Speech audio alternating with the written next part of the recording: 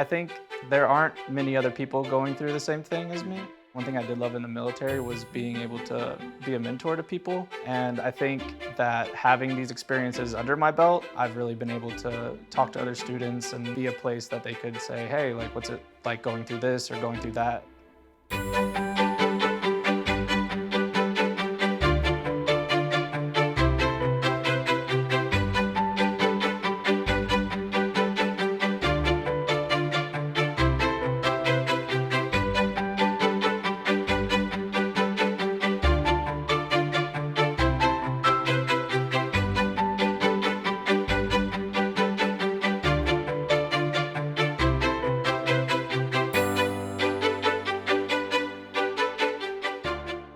James, I'm excited to meet you and excited to have this conversation, but I got to start off by saying I'm excited about this space. So We're in Express Newark, this university community partnership in the old Haynes department, but like, what is this space? So this is the type room. They do a lot of working with, if you see back behind me, they've got a lot of old, type settings, and they also use stamps and other things like that, and they make art using pressure and ink on paper. It's a really cool process. And I don't know if the camera will pick it up, but there is this big machine over here with a big crank on it. I've been fixated on it since I came in here. I just feel like I need to turn things and produce, like crank things out. So you're acquainted with this space? Yes. Right? Yes. But this is not where you spend your time as a student. You're someplace else. Correct, yes. This is more of like when you're first starting out, trying to get the basics down, they put you down, they let you use your hands more and interact with different forms and just, taking the little knife to paper and cutting out letters and just to, give you the basics before moving on to the digital world. Most of our time is in the digital space using Adobe products and creating art with that. So I have a 21-year-old at home and an 18-year-old. And every once in a while when I start talk about old-fashioned things, I hear the back in the day, jokes. So do students appreciate that there's something to learn in this space before they go on to something else? Or is this kind of I got to do this before we do that?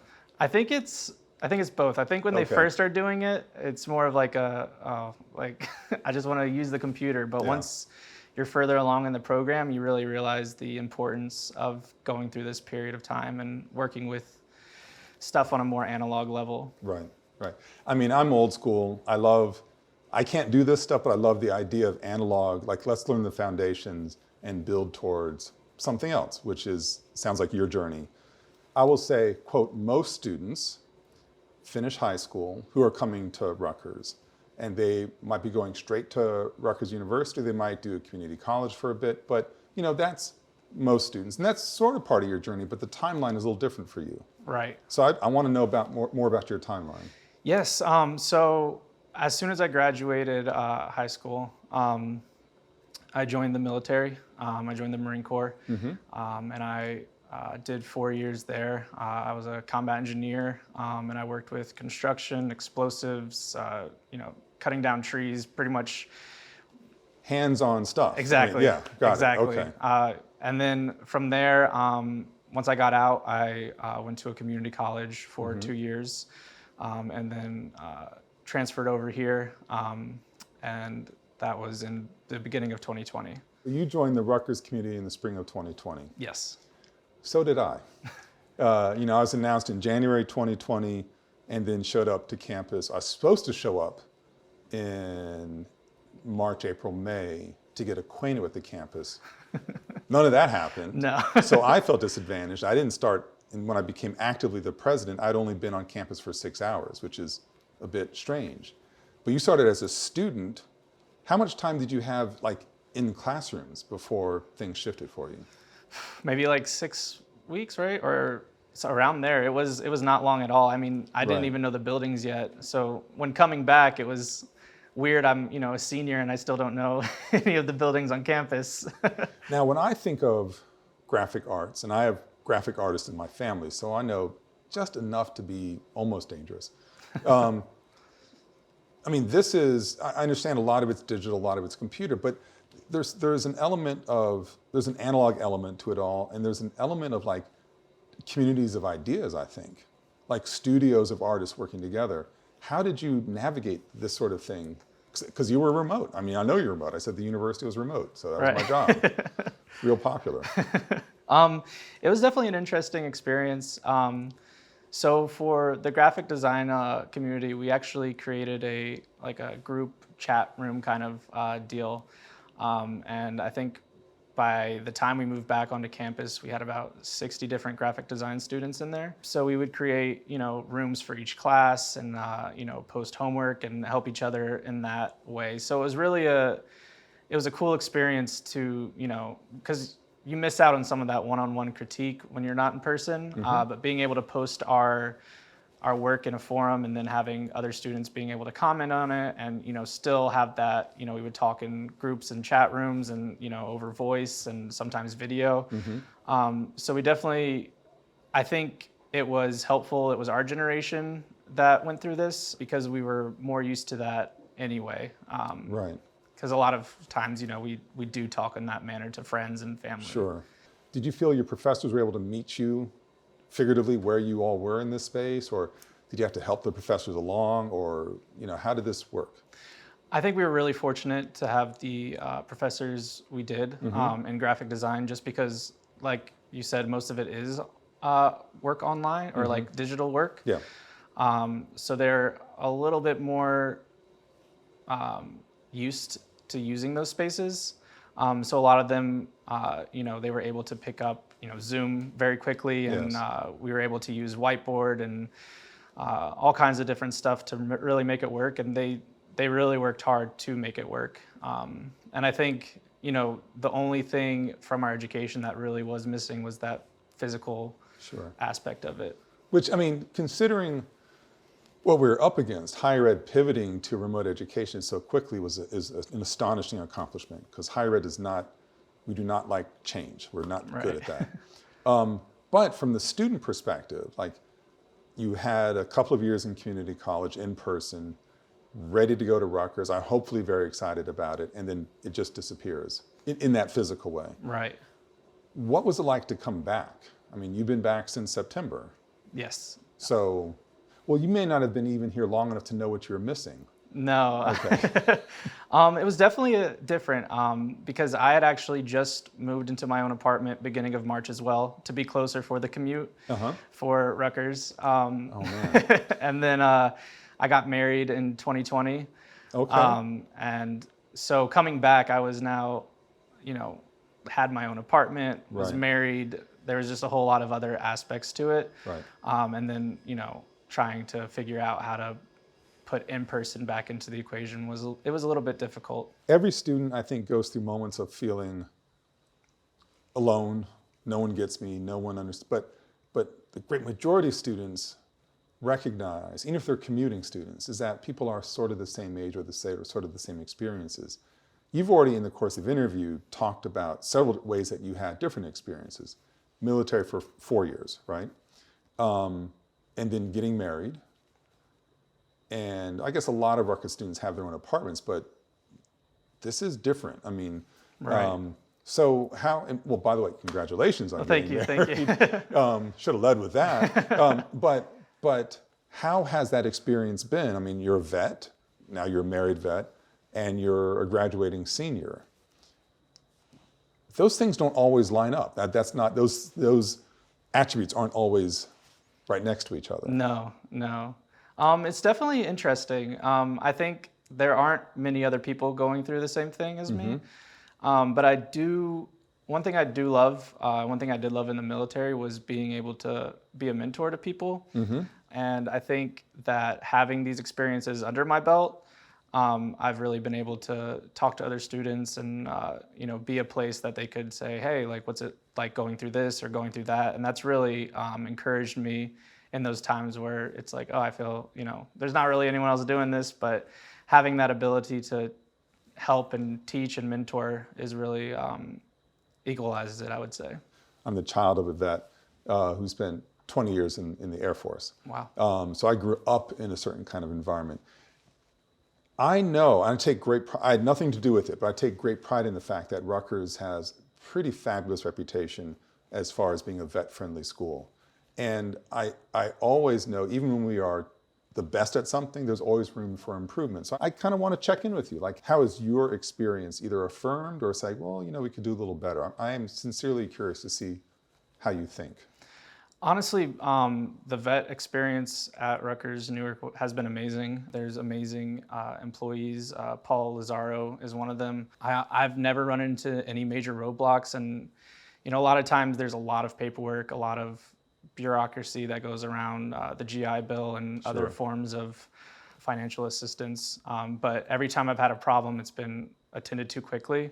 During COVID, the VA on school, I was a work study student. So kind of like a call desk. If anyone had any questions, they could come in and I'd help them with a quick answer or refer them somewhere. And we had, from 8 o'clock in the morning to 5 p.m. every day, there was a virtual space, like a Zoom room that people could join in. The space would be an open virtual space? It's like you just kind of just walk into that virtual room? Exactly. Well, tell me more about that. Yeah, so it was, like I said, it would be Paul Lazaro, me and a few other work study students, and they would come in, we'd answer their questions, and then we would just talk about life a lot of times, talk about what we were going through. Because for a lot of vets, being in an isolating situation can be very detrimental. So having that place to kind of vent and talk about our experiences in life and have people that we could joke with and talk about things that no one else would really understand was very, very helpful mentally. Sure. There's a lot of rhetoric, a lot of noise, and a lot of heat about the phrase safe space, and a lot of ridicule attached to the idea. But it sounds like what this was, whether you called it that or not, was actually a safe space for a vet can say, look, I come from a certain set of experiences and challenges. It's not typical for this larger university. I need to talk to somebody who gets it. Is that sort of, am I understanding it correctly? Exactly. Yeah. And even though we were there mainly for administration questions, we were also there to talk. So, some people would just come in there and vent for 20 minutes, like I said, and, use colorful. Hey, venting is fundamental. I mean, it's, as a university president, there is only one of me at the school. Right. And so that, I'm not equating my experience to yours. I've never served in the military, but there is a loneliness to the job. Great job, but there's a loneliness. And so I have peer presidents, and there'll be times when I send a text to somebody, I'm like, you free to talk? And that's like the bat signal, like, someone's having a bad day, let me go talk to him. Right. And so you need to have that place where you can just like speak the truth. Exactly. Yeah. Exactly. Now that was a virtual space. Did it have a name, or is it just people knew to go to it? Or? It was like the VA lounge. Okay. It was like, because we have a lounge on campus. That's what I was leading to. So there was a virtual space doing sort of the virtual heavy lifting of an actual space. Right. And so there is a space now. It's live, right? Right. Okay, so tell me about that space. But now it's in Conklin Hall. And we have 3 offices, one for Paul, one for his assistant Lewis, and then a third for the work study student. And then there's a room that's got some, bare bones furniture. And it's just an area people go to, do homework, hang out. It's usually quiet. And if it's not, then it's still fun to get in and, have a little fun. Small space of your own, a place to decompress a little bit. Exactly. Yeah. Recharge, head out into the next thing. Exactly. Take naps. Yeah. Naps are fundamental. Exactly. Yeah. People in the military, they travel a lot. They are in lots of different kinds of places. But now you've come home. Does it feel different? Does it look different? I mean, I'm thinking again of your experience, since we have a lot of in-state students, of course. There's a worldliness, I suppose. Maybe I'm projecting. No. Yeah, so, how does this factor into your, like, walking down the street, walking in New Jersey kind of thinking? I think it's honestly, especially coming to Rutgers Newark, I've been really blessed to be around so much diversity. Just in culture, I was deployed and I went to Hong Kong. I spent some time in Singapore. I spent a month in Africa. And having that, being able to see all the different cultures is really eye-opening, and it's really helpful to not get stuck in your own culture, and to see there's always an alternative. There's always another way someone's doing it that's, just as good, if not better. So I think being home, yeah, I'd say it's really, helpful for me to be flexible with my thinking and just with, my accepting of whatever it is. Yeah. I think this is really important. I'm confess I'm not I'm happy to hear it, but I'm not surprised to hear it. But I think there's an important message that needs to be emphasized here, is that you've been around the world, you've seen different experiences, and what I heard you saying is it has changed the way you think about home. Right. That's different than saying everything is wrong at home or something like that. It's like, oh, well, I think you used the word flexibility. You need to be flexible. To me, that's what a university should be doing all the time. It's one of the great benefits of bringing people from all these different walks of life, even if they're just in state, because New Jersey has everybody. It does. But bringing them together, and the hope is that, sincerely, for people to have familiar and safer spaces where they can just decompress. I totally support those. There's also the need for people to get out of those experiences, to meet people in classrooms, in clubs, working the crank on this incredible thing, to just be in touch with other people. And that is, I think, one of the most important things the university does. I actually think in peaceful times is one of the most important things the military does. Right. People from different backgrounds together, but with a shared mission. Right. And something I've always said is that, James and Jonathan may deeply disagree on ABC, but if we recognize that this thing D, we both believe in D. Right. The nature of our disagreement will be changed. A, B, and C may not be such the sticking points that it used to be, that we can find some creative tension in this and design a better graphic. 100%. Or something like that. Yeah, that's awesome. Having a through line is very important, and I think it's been so wonderful being able to have that with people, or talk to someone and be like, oh, I'm from here. I'm like, oh, I was in the UAE. I visited there for a while, and that's so many people from here have been from the UAE, and I'm like, oh, I was here. Have you shocked some people when you said, oh, I know this place or that place? I have, yes. Yeah. And I was like, oh, I was at this hotel, and they're like, what? And I'm like, right. Yes. And plus, one of my favorite aspects is all the different kinds of foods you get introduced to, because I love food. So yeah, hey, I'm all with you. Yeah. That's one of the main things, to get out and discover how other people are doing things. Yes. And again, that's what I think a university is about too, looking at ideas and thinking about that. New ways of exploring, new ways to think about things. Your ideas become better, I think. I completely agree. What do you see as your next step? You're a rock star student. Thank you. I've done my research. You're killing it. But what's the next step for you if you could write your journey? Yes. So I'm really interested in user experience, user interface when it comes to websites. I really enjoy coding, and also I really love new things. I love being on the edge of what's up and coming. VR, AR. And I love this internet thing might take off. Just so you yes. know, heads up. Exactly. You think you'll be local, or it's I'm just going to follow my passions and go exploring in the world? I would love to be local. I'm trying to get a job here at Rutgers. I've been pushing my professors a little bit. I got it. But honestly, anywhere, I just love the experience of, like I said, new things, and just, seeing, just kind of following the wind wherever the wind takes me. Yeah. But yeah, that's really important to me, I would say. Well, your reputation is one that you are an amazing mentor and cultivator of excellence amongst your peers. So I suspect it's going to work out just fine. And I really do believe that it's, part of it is just baked into who you are, but the discipline, the experiences one gets through being in the military or an organization like that, and then having an open mind as you travel through different sets of life experiences, I think it just opens the door to success. So I think I feel very good about what you're going to do, and you're going to make us look good. Thank you. In the process of that.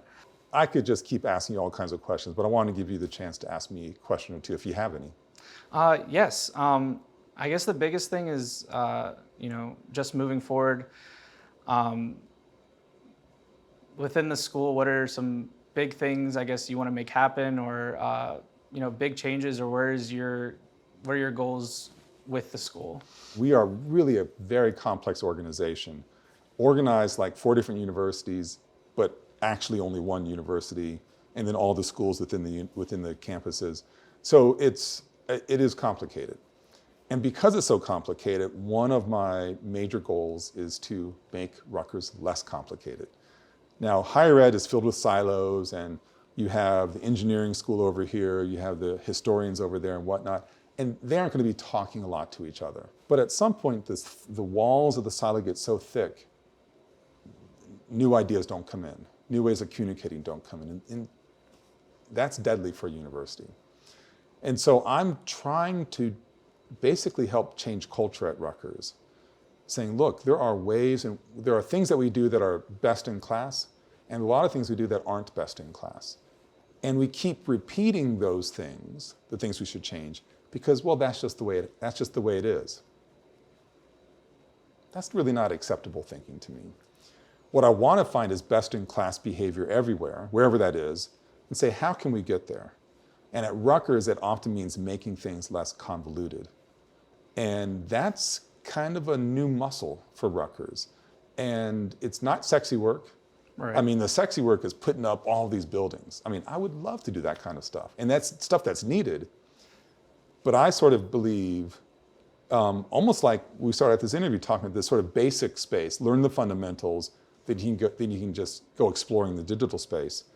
For me, making Rutgers less complex is about getting the fundamentals lined up. And once we all agree on the path forward, then we can just go like crazy. I mean, the talent here, student, staff, and faculty, is just amazing. Let's unencumber it. Let's facilitate it. So that really is one of my important goals. We will always be aggressive in trying to recruit the best academic talent, and we do that, and we just need to do it more. And then the last piece is about trying to cultivate a beloved community. I talked about it a lot, and I talked about it a bit without naming it as much in this interview. The more that I and my cabinet members can talk about our shared experiences, the more we can be strategically aligned and move forward. The more that we can say, hey, we share something in common, and we're going to disagree about these things. That's okay, as long as we know that we have this shared thing in common. Now, beloved community can mean lots of other things as well. A diverse community, recognizing people no matter where they work, that's critical too. But, for my purposes today, it's like, let's declare who we are. Let's have confidence in who we are. And then let's propagate that idea so we all share in it, and we recognize that we all are contributing to it. And then let's release that talent. And I know from my father's experience in the military, people had very specific jobs, but people knew, like, if that person didn't do that job, the next 6 people were in trouble. Right. And I want to get that kind of clarity into Rutgers. And that means respecting that person doing that first job. That sort of job that people often aren't paying attention to, aren't respecting, aren't acknowledging. Like, every job is fundamental to the enterprise. Let's respect those efforts, and let's go. It should take me a week, then I'll have it all done. This has been wonderful. Thank you so much. Thanks for your service to the country. Thank you. And thanks for your service to Rutgers. From everything I've heard, again, you've been model in so many ways. Thank you. And as you continue in your life with your young marriage, I just hope all you get is success. Thank you so much. That's all I want for you is success. Thank you so much. Thank you.